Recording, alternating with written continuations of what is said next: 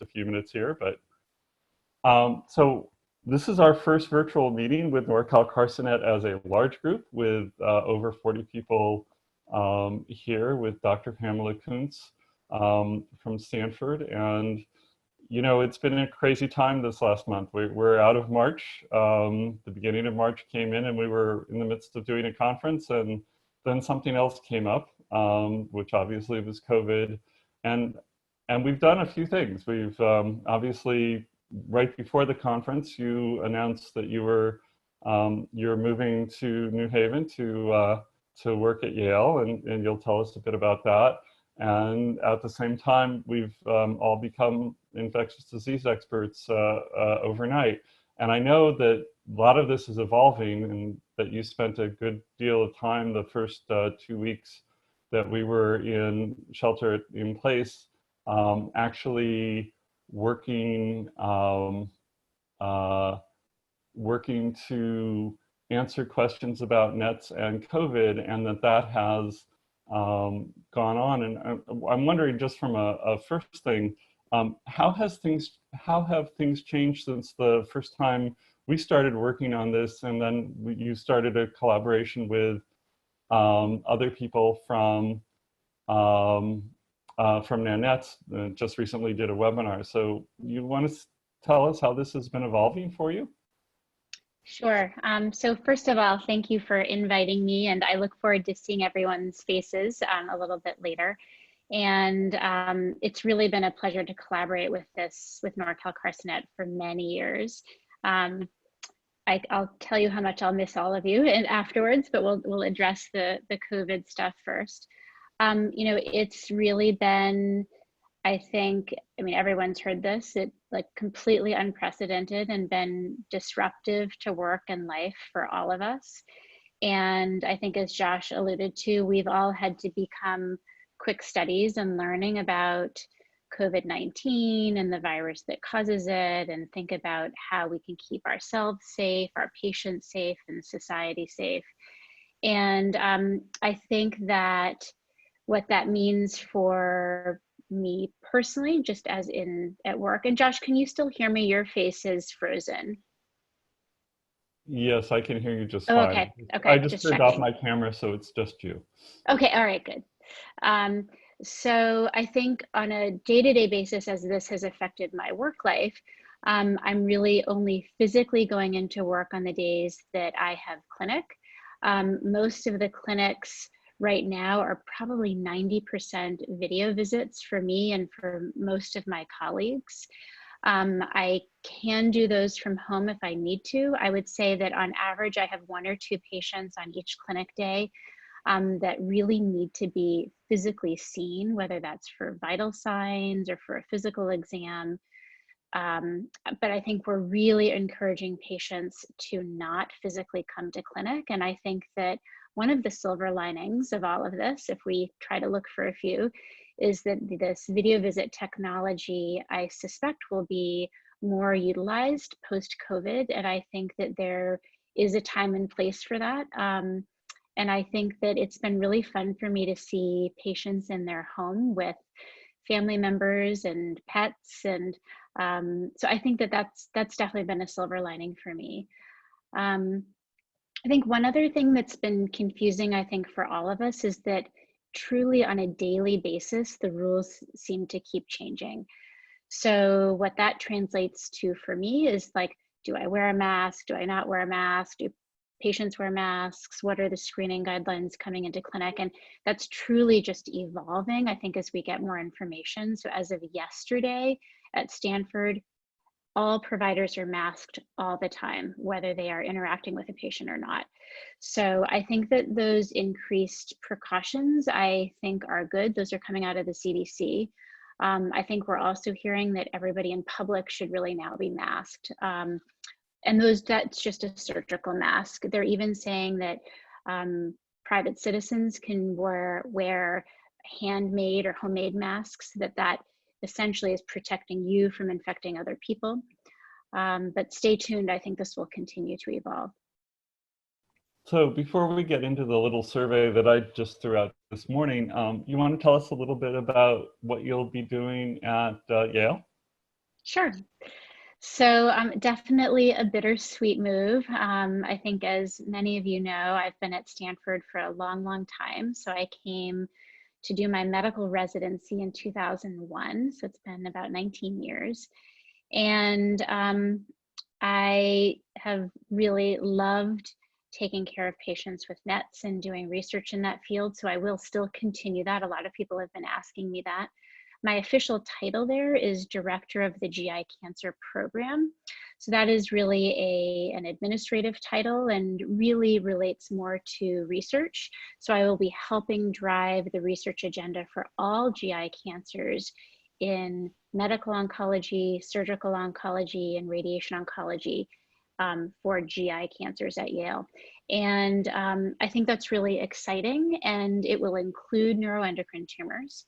I think once upon a time when I first started at Stanford, I was a general GI oncologist and still focused on NETs, but over the last 5 years or so, I've been almost exclusively taking care of patients with NETs and doing research in NETs. So my personal focus will stay the same. I will still focus on NETs at Yale, but I'll have a broader opportunity to really help set the vision and the tone for that GI cancer group. And I think as a clinician scientist, that's exciting. I think I have thought about my career as how can I make the most impact? And I'm really hoping to have broader impact, both in terms of patient care and research and social impact. So this will be an exciting move. And, one of the things, I mean, you're talking about broader impact in clinical trials.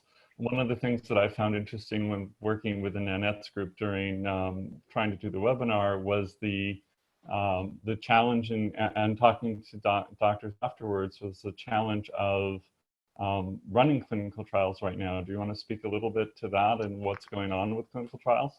Yes, that's for sure been impacted by COVID-19.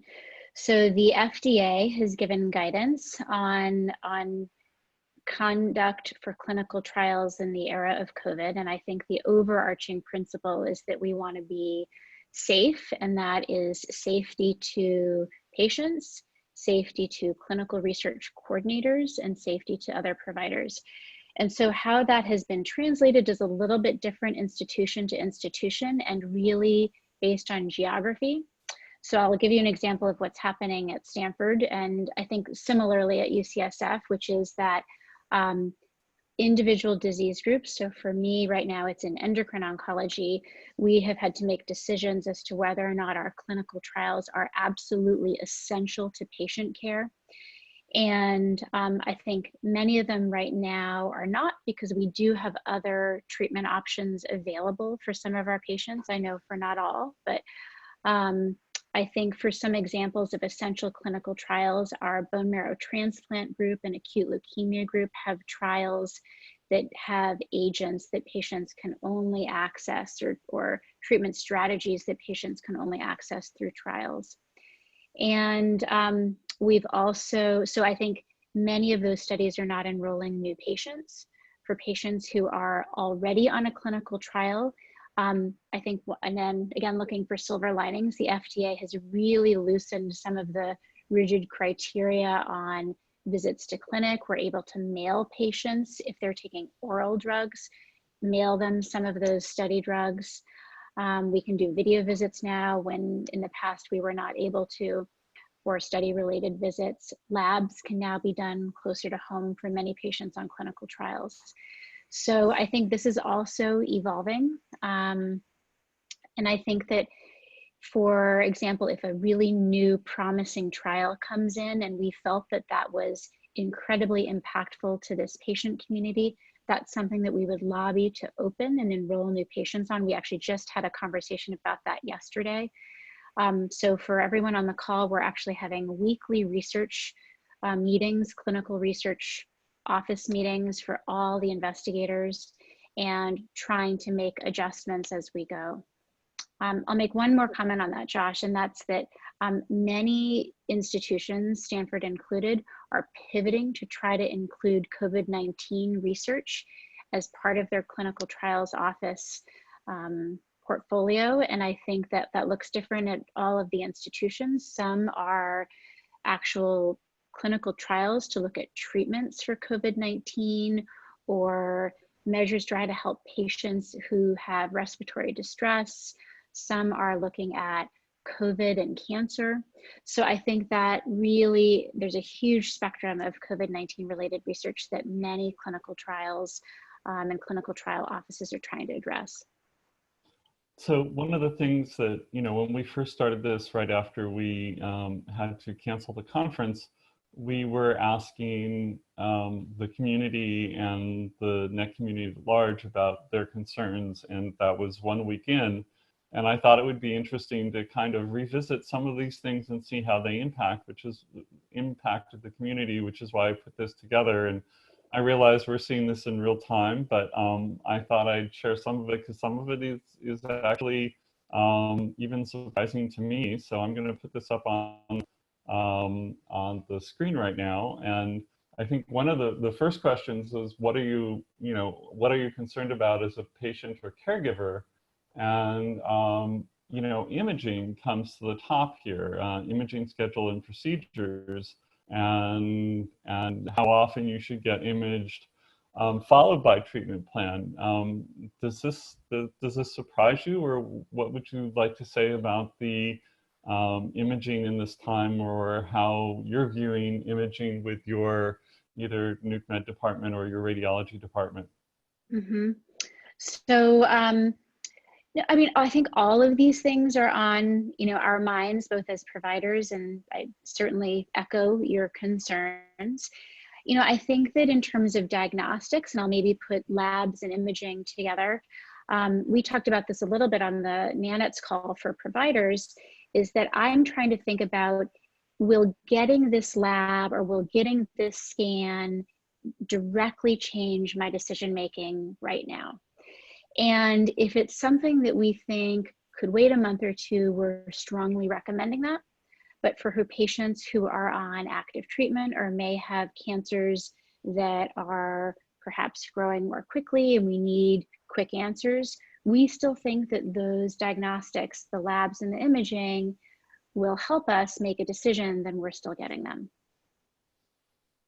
And that holds true for both for CTs, MRIs, and perhaps even gallium-68 DOTA PETs. Yeah, and I know we've spent a lot of time talking about different concepts about monthly injections. Do you want to, and I know you went over this in the NANETS webinar, but also in the questions that we have on the website, but do you want to talk a little bit about the theories behind or considerations for monthly somatostatin injections, or somatostatin analogs, I should say? Yeah. And I will say, I probably should have even said this in the very beginning, really, I think every decision, there's really no single right blanket response for all of these. It's really that we're trying to individualize and tailor answers for each individual patient. So, so that being said, I can try to give some general ways that I think about this, but we're still really trying to make decisions on a case-by-case basis.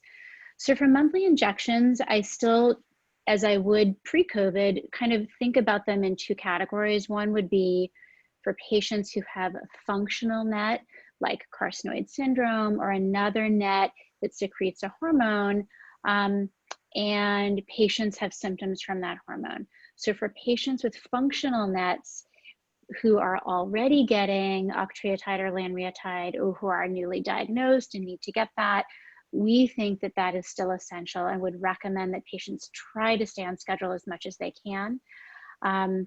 And I think that there are some ways of doing that. So one would be, is it easier for you to get your injection closer to home? Is it easier for you to consider getting your injection at home?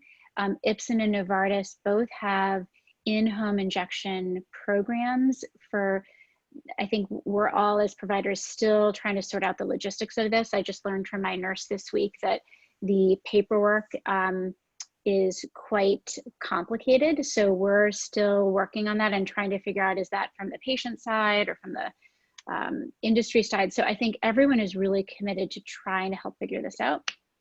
A second consideration would be, Are short-acting octreotide self-injections going to be of help to patients? So that's something to ask your treating physicians about.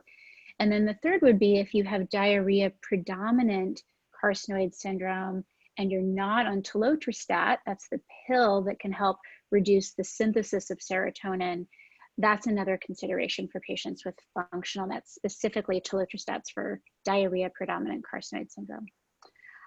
For patients that are getting octreotide or lanreotide for tumor control, not for a functional NET, I think those are the patients that we think if you felt, and again, this is a conversation you have with your physician, there's no single right answer for everybody, but it's probably safe to miss a dose or two. If you felt strongly that you wanted to still keep getting those injections, you could also look into the Ipsen and Novartis in-home injection programs. And one thing I forgot to mention that applies to both is I'm also telling patients, think about if you want to continue getting your injections at your local infusion center, think about going at low traffic times.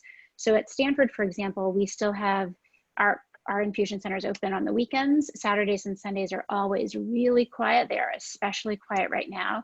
So that will also limit your points of contact with the number of people you come into contact with. Just running a few more of these questions through just to see how this this looks. Let's see a few more here.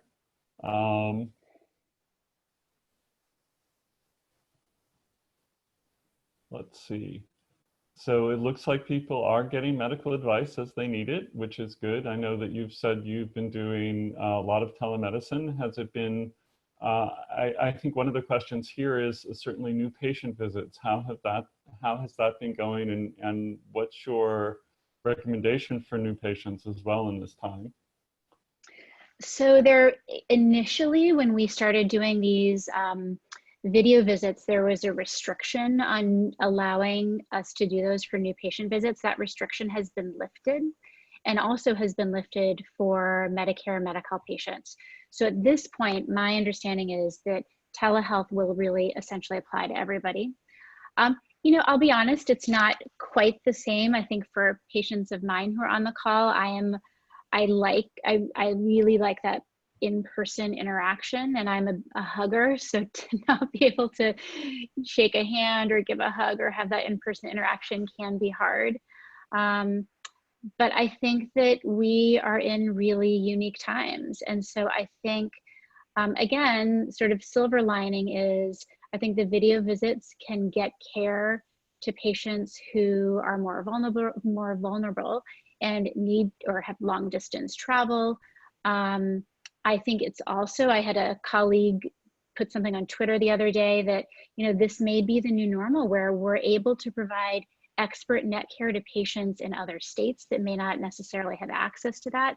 So thinking again about NETs as a rare disease and making sure that patients get access to experts, this could be a silver lining where we're able to provide new patient consultations to patients that we were never able to. And it looks like most everyone was able to get their medical supplies. I know that people are often worried about shortages, but that looks like most people have been able to get this. So that's an excellent thing to see. And that they've been getting emotional support. That's outstanding. I know that's one of the things that is challenging with all of us being remote in place. So that's also wonderful to see. And everyone seems to be getting food, which is also fantastic. And I'm curious to see how this last, so this is the word cloud from 21 different responses. And I certainly can see that the word concern shows up as the biggest issue for what people are feeling in this time of their neck, of their neck care. Any surprises to any of the words in here? You know, I think I feel these same concerns, and you know, I want to just also point out like the words rescheduled and changed, and you know, I think that we're all mourning the loss of normalcy and the loss of routine. And I know for families that have, other family members that are also looking forward to special events, or children or grandchildren with graduations. I mean, it really just is expansive. And I think that we're all mourning the loss of some of those things, but I think it's, I'm really trying to be, as my own self-care, trying to focus on some of the positives. I for sure have moments myself where I get down and am sad about certain things, but I think that trying to find that silver lining. I think so many of us are trying to take advantage of the technology to stay connected, and I think that's super important. I'm glad you guys are also trying to do that for your monthly meeting, and having, I know Josh, you've mentioned regular calls. So I think as much as we can continue to do that and support each other is important. And with that, what I will do is stop the